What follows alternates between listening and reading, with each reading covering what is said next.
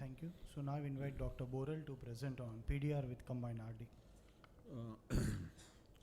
In diabetics, there is progressive vitreous contraction, and when there is progressive vitreous contraction, especially at the site of NVE, there is traction, and this traction can lead to traction retinal detachment. When there is like traction is going on, it is progressively increasing, that can lead to the break formation at the base of the NVE.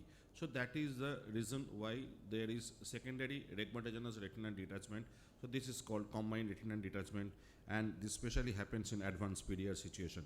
So I will discuss about 2-3 techniques how to deal this kind of advanced PDR with combined retinal detachment. First of all, role of PFCL in diabetic detachment. Like in this kind of situation where there is fibrous membrane formation, less vascularization, and you can see there is along the arcades the membrane attraction is there, and detachment is almost involving the macula, and there is concentric ERM like formation over the disc. You can use your cutter, blunt end of the cutter, and you can just engage it inside the ring, and slight traction over the membrane, fibrous membrane, can lead to separation of the membrane from the underlying detached retina. And then you can use PFCL up to the margin of that break. Up to the margin of that break means this much. So now you can use the suction of the cannula gently to separate the membrane. Otherwise, you can use the cutter to just trim the membrane as such. Like in periphery, it is very difficult to separate the membranes from the detached retina. Basically, the membranes are thicker than the underlying detached retina, because these are all, most of the situation, these are all chronic and long-standing retina detachment. So trim the membrane as such, and you can use the cannula slide to go for the bimanual approach, and with the help of 2 forceps you can separate the membrane from the underlying detached retina, and slowly you can separate the whole membranes from the detached retina. And especially retina is very where it is very thin and atrophic, so this kind of approach is very much safe for the patient, and it can prevent the further break formation. So only 1 or 2 breaks are like it is advised. It is permissible, not you can, but you cannot make the large tear or large break during this membrane dissection. Now inject triamcinolone to see the residual vitreous crisis part, and remove the residual blood part. So and do the cautery as much as possible, and do fluid exchange followed by removal of the PFCL and laser at the end of surgery. And you can use silicone oil. Especially in combined retinal detachment, there is no role of gas if it is very much localized, until unless it is very much localized. Otherwise, in case of the diffuse retinal detachment, there is no role of PFCL. Now, second approach is role of proportional reflux in diabetic detachment. Like in this kind of situation, macula of combined retinal detachment superiorly, and it involves the macula.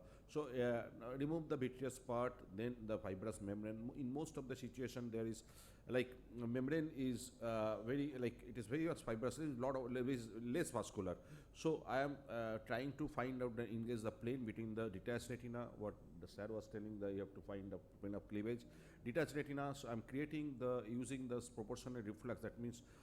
That means hydrojet water flow to separate the membrane from that underlying detached retina. You can see the retina is very much detached, and there are multiple subretinal bands. Retina is quite atrophic here, and now it is very easy to separate the membrane. Now you can use the cutter of the with conformal delimitation to remove the membranes here. Now I am using the proportional reflux again to separate the membrane from the underlying detached retina. You can see the lot of retinal tags are coming out from the port. So these are all the cut retina in your previous section. Now separate the membrane here.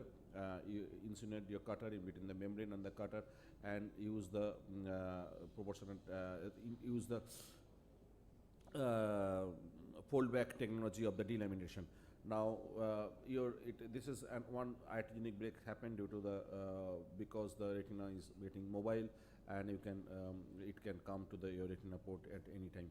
So remove all the membranes, and inject the triamcinolone to see the vitreous crisis part, and separate the vitreous crisis part as much as possible. Basically, this may cause recurrence of retinal detachment and ERM formation. And multiple subretinal tractional bands were there, so used bimanually. These are quite thick subretinal band, and sometimes this may cause the recurrence of retinal detachment. So I am removing the subretinal band. So it is not always possible to remove the subretinal band completely. Separate it and remove it as as much as possible. It is not mandatory to do all the subretinal band. Basically, your traction should be, the retina should be absolutely mobile and absolutely traction free. Now that you can see the retina mobility has increased, doing the fluid exchange to settle the retina, doing internal drainage followed by laser at the end of surgery. Just see the subretinal band is here, but still it is not creating any kind of traction, so you can leave it as such, do the laser, inject a silicone oil at the end of surgery.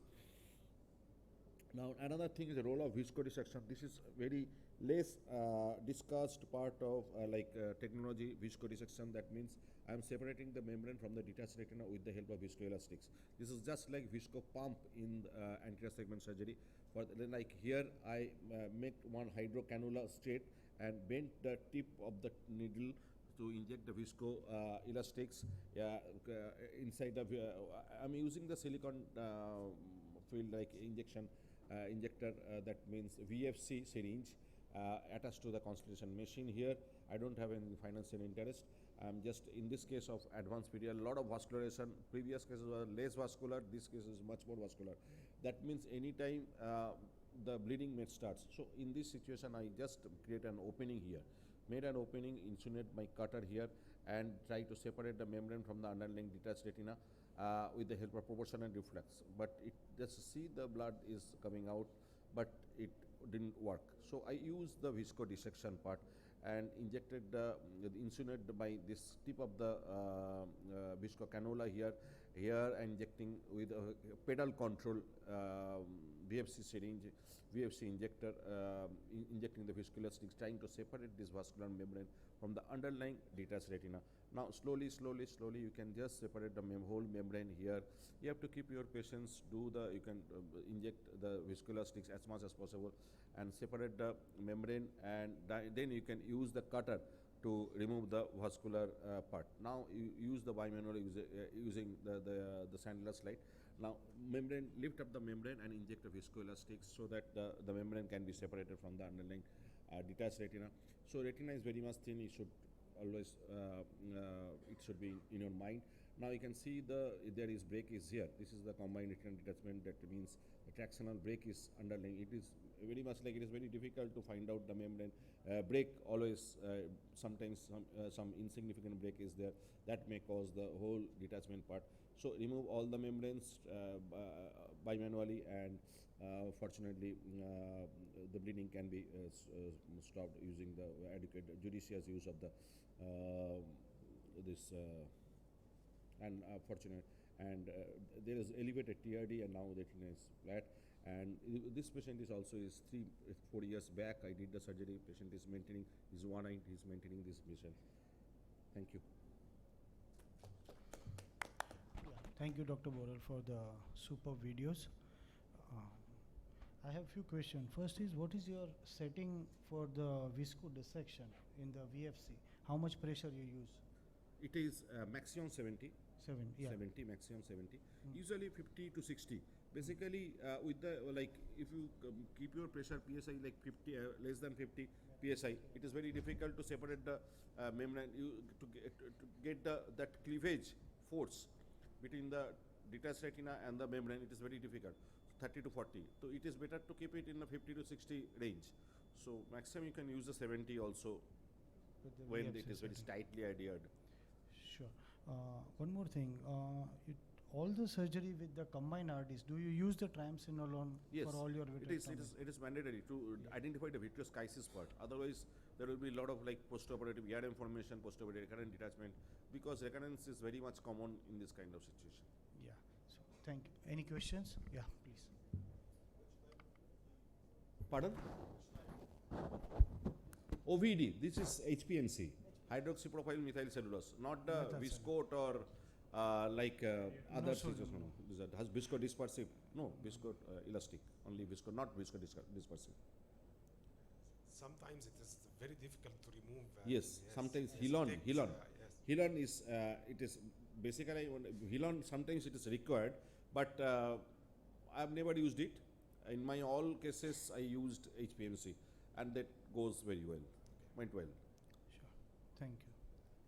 Thank you. It is Dr. there Boral. in the literature, people are using Hilon regularly, but many times yet, but I didn't feel the use of Hilon in any of my cases. And you said that visco you are using for more vascular membranes. Vascular membranes where the other technologies failed. Okay. Basically, you can use your cutter only. You can use bimanual So technique. first You choice, can use yeah. the proportional stiffness. When all the these things Then you are visco. and very angry looking kind of membrane is there. Basically, in this situation, visco dissection helps.